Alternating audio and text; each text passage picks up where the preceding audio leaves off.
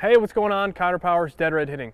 What I'm going to show you in this video is a quick leg drill, or leg exercise, if you will, that you can use in your swing to help you increase bat speed. Now, what I'm going to do is I'm going to overlay a video here of me when I placed 5th in the Remax World Long Drive Finals and set a world club speed record, or a club speed record, which was a world record at the time of 156 miles an hour.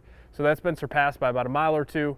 I'm also not competing in long drive anymore. But the point being, what I want to highlight here in this video, so if you take a look at the way that I'm swinging right now in this video, in the golf video, you can see that my legs, I'm really compressing down into my legs as I start to rotate and staying in those legs the entire time that I start to rotate. Now, where I actually got this concept when I was competing in long drive, this was after I was playing professional baseball in the minors, after I got released by the Padres, was I would study some of the best hitters, some of the best baseball players, and see what they did to be able to create that speed.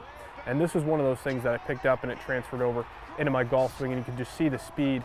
Obviously, it was a world record at the time on TrackMan that translated over. And I noticed when I did a better job with what I'm going to show you here in a second on the TrackMan when I was doing long drive, my speeds would always be higher, they would always jump. So the concept that I basically was that as I get into my legs here, I almost feel like I'm dropping as I'm turning. All right, so some of you may be familiar with this.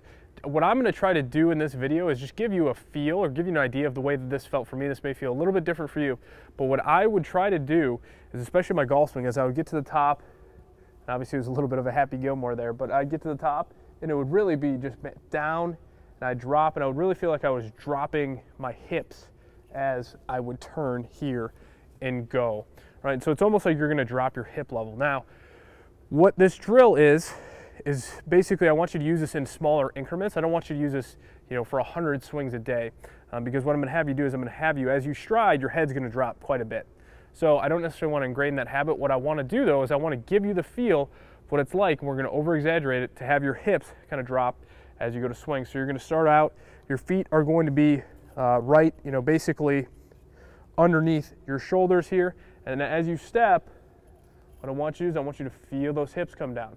Now as you feel those hips come down, now we're going to start swing, and then we're going to stay in our legs the entire time that we rotate. It's almost like when you do a depth drop. So if you're doing a depth drop, you walk off something, maybe a box that's this high, and when you land, you're really soft, you're really super relaxed, okay? And so when you do this drill, you get here, boom, when you land, your hips are going to drop, make sure you're very relaxed, and now we can then fire. Okay, so you're using your stretch shortening cycle to be able to create that bat speed and power. And again, only do this for probably maybe 10 swings per day.